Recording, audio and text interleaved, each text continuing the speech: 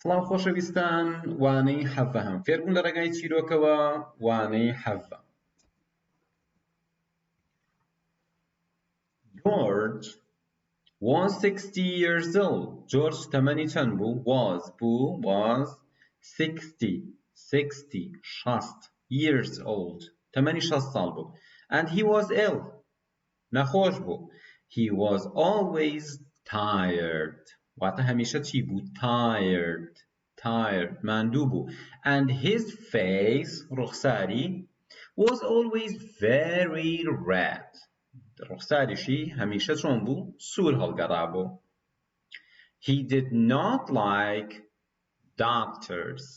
ئەو حەزی بە پزیشک نەبوو. واتە حەزی بە پزیشکەکان نەبوو. He did not like doctors. باشە توڵی هی بۆچی ناڵی likes؟ لەبەرەوەی did هاتووە. هەر کاتێ دوو دەست و did بینی ئیتر ئەمە ئەبێت چاوک بێم و دیدەکە ئەیکا بە ڕابردوو دوو دەستیش بۆ ڕانەبردوو و ئەو نۆتەش دیارە نەرەیەکە. But last month بەڵام مانگی ڕابردوو his wife said to him. Last month مانگی ڕابردوو his wife ژنەکەی said to him پێیوت Don't be stupid. Stupid واتە گەمژە. Don't be stupid. گەمژە مەبە. George, go and see Dr. Brown. Dr. Brown. گەمژە مەبە بچۆ دکتۆر براون ببینە. یعنی بچۆ بۆ بینینی دکتۆر باشە کێیە؟ براون. George said, George وتی No. But last week, بەڵام هەفتەی ڕابردوو, he was worse. ئەگەر بڵێ خراپ ئەڵێی bad.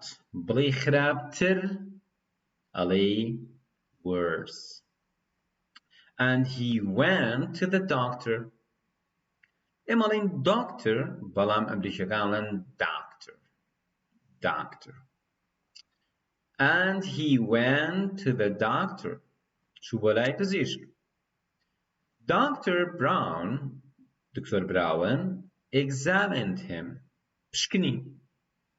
And then said to him, پاشان پێیوت, You drink too much.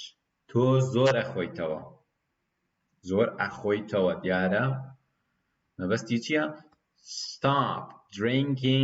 Stop drinking whiskey. And drink milk. ئیتر واز بێنە لە خواردنەوەی ویسکی. چی بخۆ؟ جۆرێکە شەراب. واز لەوە بێنە and drink milk. شیر بخۆ. George liked whiskey. George حەزی بە ویسکی بوو. And he did not like milk. حەزی بە شیر نەبوو. I'm not a baby, he always said to his wife. ئەڵێ هەمیشە بە ژنەکەی وتی I'm not a baby. من مناڵ نیم. Now he looked at Dr. Brown. ئێستا ڕوانیە دکتۆر براون and said وتی But drinking milk is dangerous. وتی بەڵام خواردنەوەی شیر مەترسیدارە. Dangerous. Doctor. بۆ مەترسیدارە. The doctor laughed. پزیشکەکە پێکەنی and said وتی Dangerous? مەترسیدار? How can drinking milk be dangerous?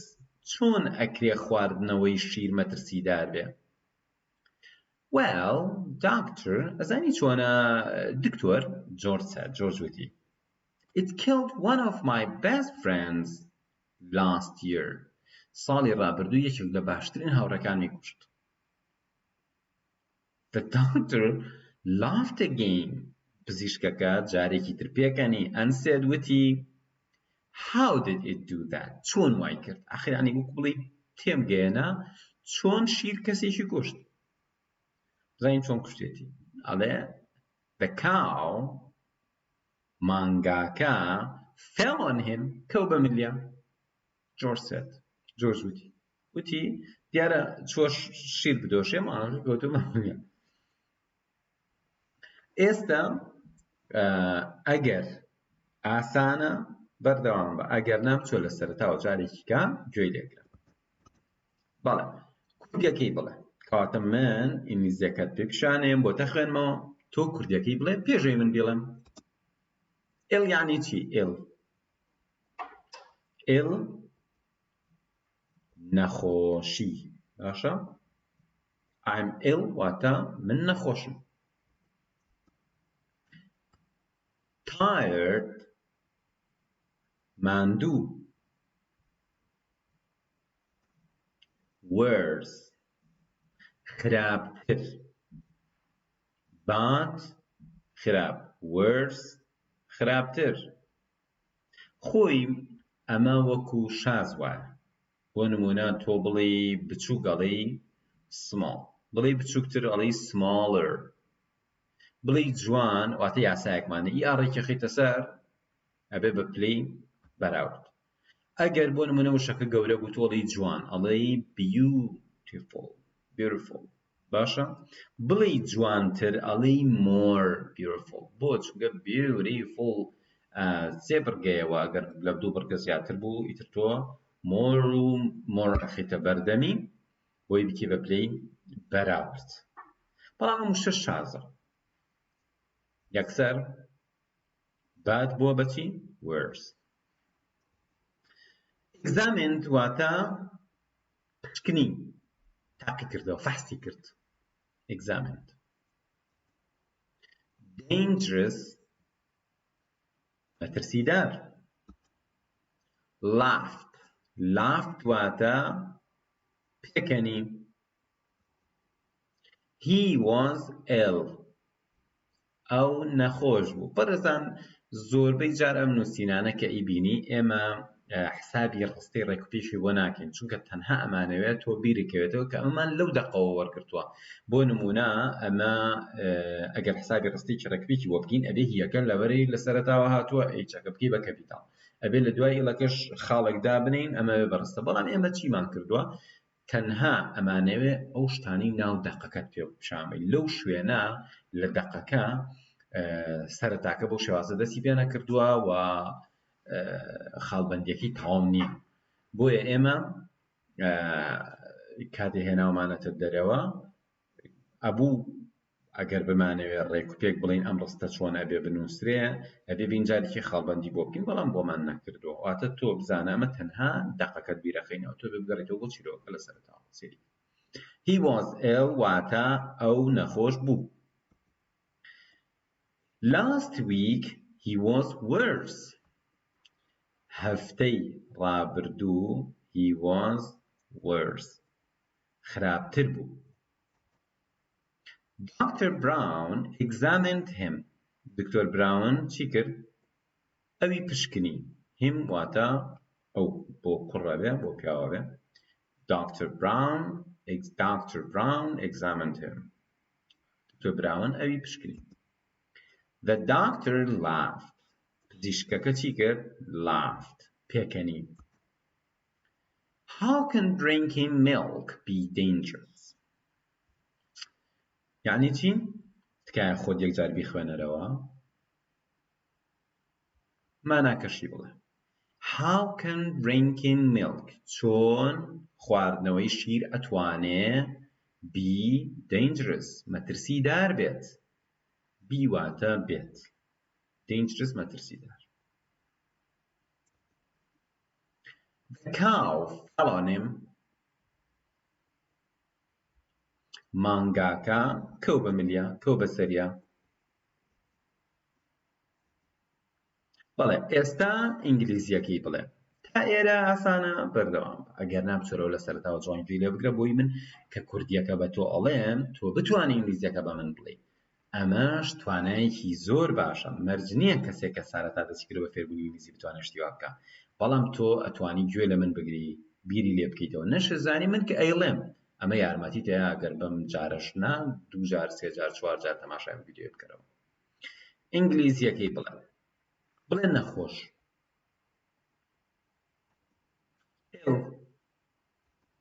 بڵێ ماندوو.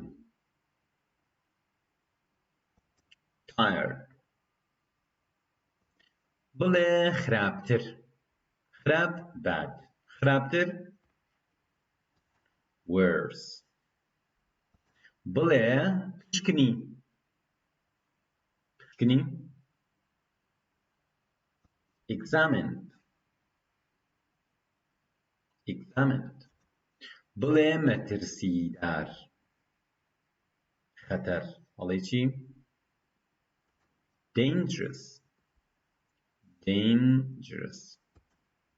بڵێ پێکەنی. laughed.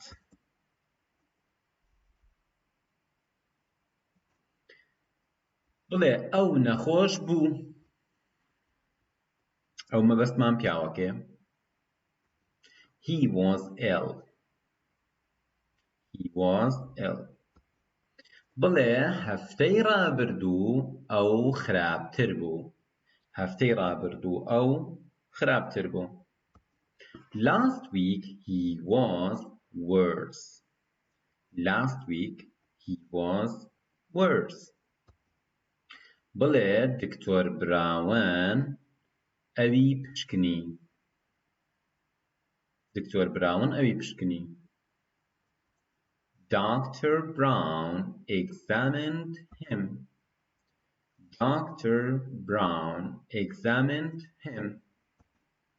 بڵێ پزیشکەکە پێکەنی.